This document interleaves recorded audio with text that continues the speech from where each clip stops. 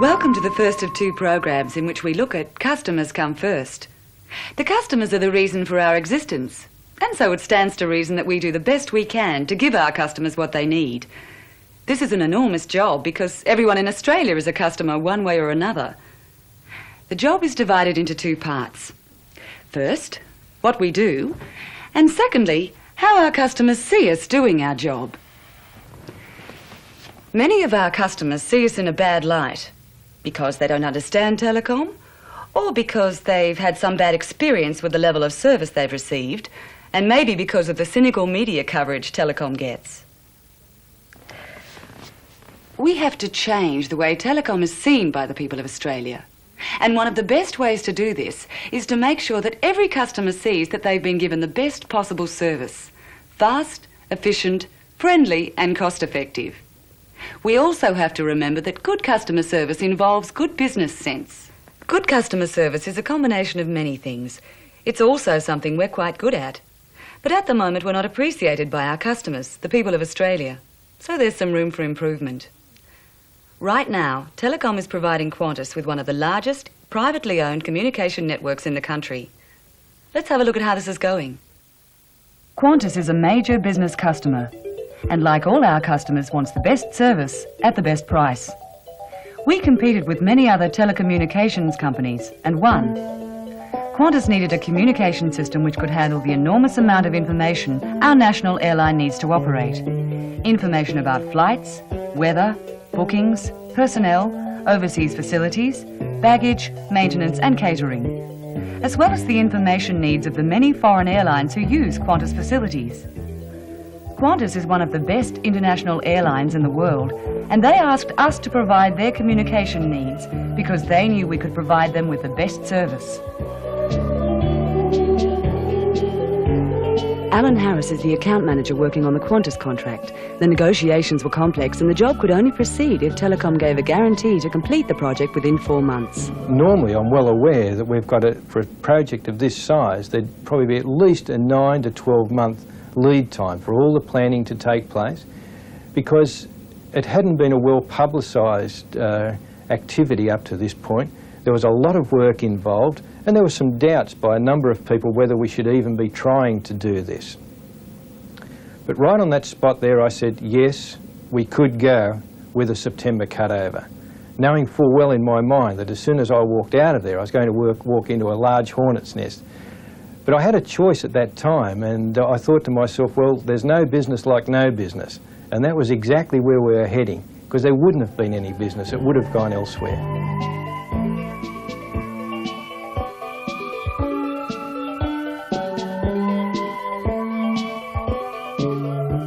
With a tight time frame of only 16 weeks, it was completely necessary for a project team to be put together to ensure that each of the phases of the installation were met, so that the jumpers could be run in time to meet the installation. I thought this was very worthy of these people, because the chaps that were involved with this particular installation were only young, recently married with young families. They were doing it to ensure that the customer received his PABX on the date that he actually wanted it.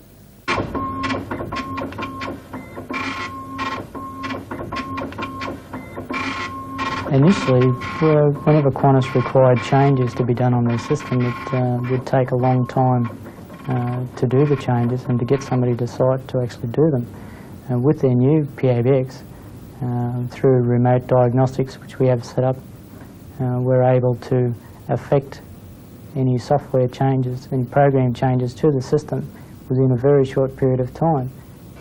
This then means that Qantas can have work done on a same-day basis, whereas before it may have been a week to have that work incorporated.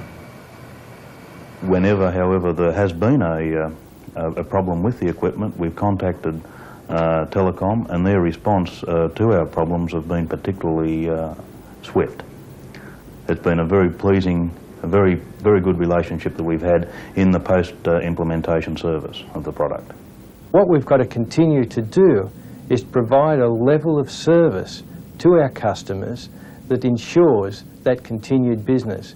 I always like to recall that we owe them quite a lot, and we owe it to them because they're doing us a favour by giving us their business. We've got to show that we respect that by providing them with service levels that are as high as we can. Because I suppose in the end it comes down to they owe us absolutely nothing. We owe them a lot. The work we are doing to improve Qantas service to its customers reaches thousands of people in Australia and overseas. Qantas is receiving a very high standard of service because the people working on this project believe that customers come first.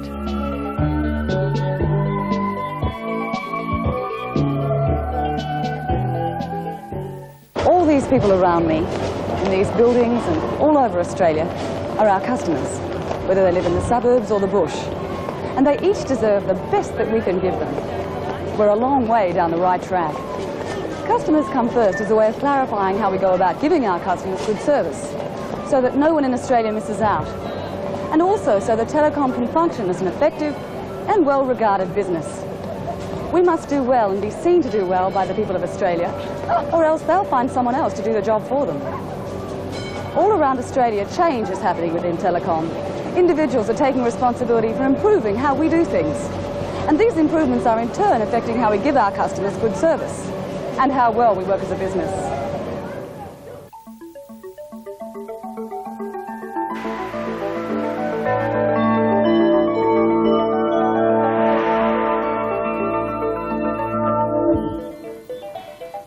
In the busy Army Exchange in Adelaide South, change is underway. Old systems and methods are currently being examined and work patterns are being changed to make the work environment more pleasant and more efficient. This is what two Vision 2000 participants are doing to bring about change to provide better service.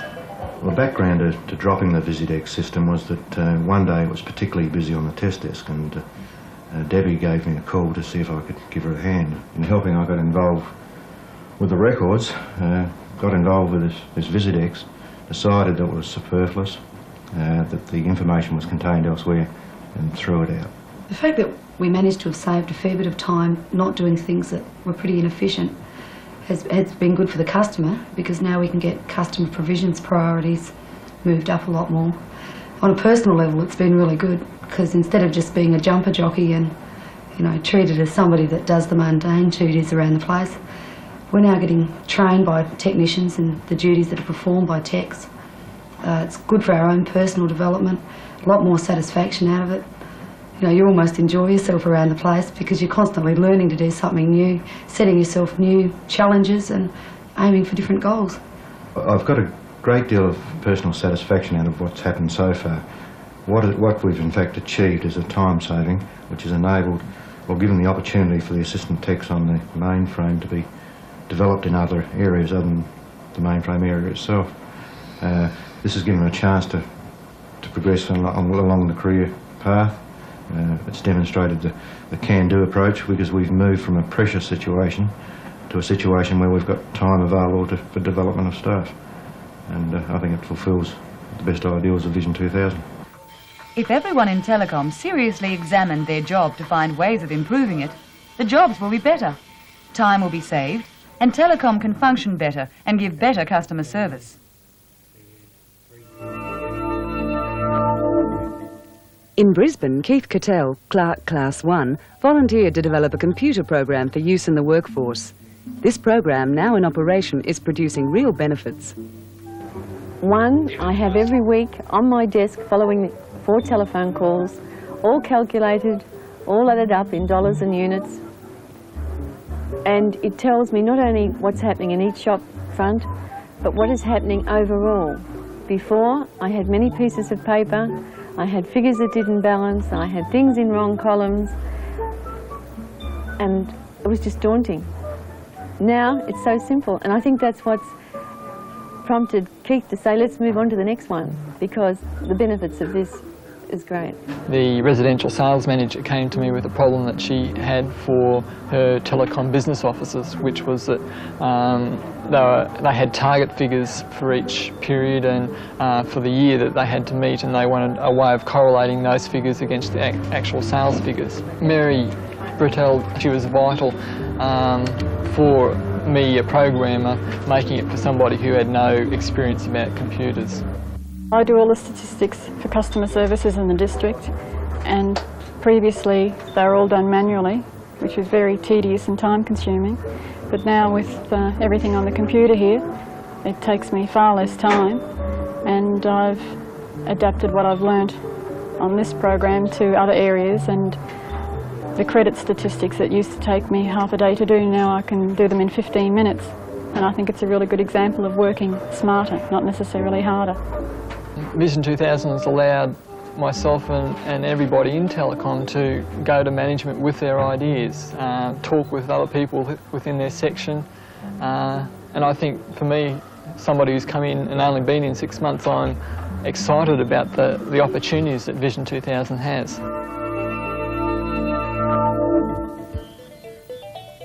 In Queensland, in the Nambour Toowoomba branches, a job rotation scheme has been set up to give people experience of the work areas related to their own. Is there a natural sequence with those training courses? The actual order in which you would go on those courses depends on the order in which they're offered to us. We can't predict which ones you'll go on first.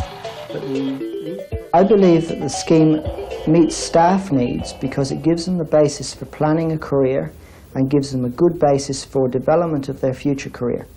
I also believe that the scheme meets telecom needs because it gives them a district a large pool of well-trained employees. So Jeff, was the scheme successful in Armidale?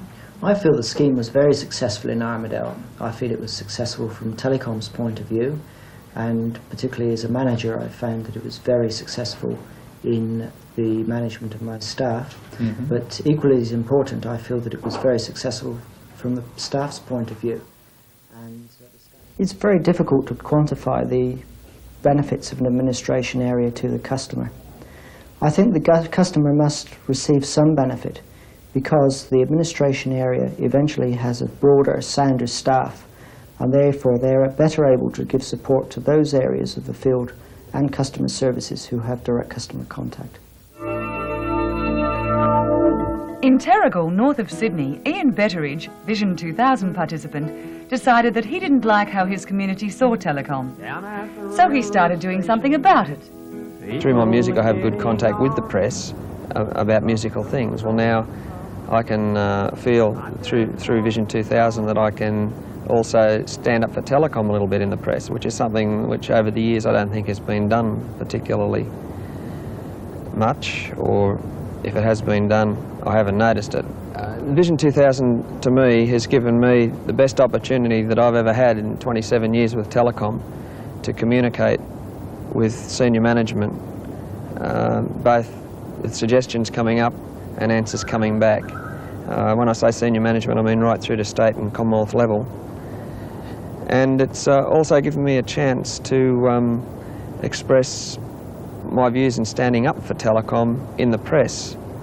The problems, a lot of the problems that I see Telecom has is that we get bad press. We get criticism within the press, which is probably genuine criticism, but we are worthy of a lot of praise, which we never get. And I'd like to involve myself in the area of getting Telecom some good press in the future. But I just want to be free, 'cause I was just born to be exactly what you see, nothing more or less. I'm not the worst or the best, yeah, I just try to be exactly what you see, today and every day. I'm just me. Telecom is a service industry. We exist to provide service for the people of Australia. How professional we are in providing this service determines all of our futures. Vision 2000 is about individuals taking responsibility for change, on their own or in teams. What you've seen in this program is Telecom people using their initiative to solve problems and find new ways of doing things which benefit the customer. Telecom's success depends on how well we provide our customers with what they need, how they need it, and when they need it. Customers Come First is about all of us doing what we've always done, only better. We've already started. When everyone puts the customer first, Telecom will be firmly on the road to becoming the best enterprise in Australia well before the year 2000.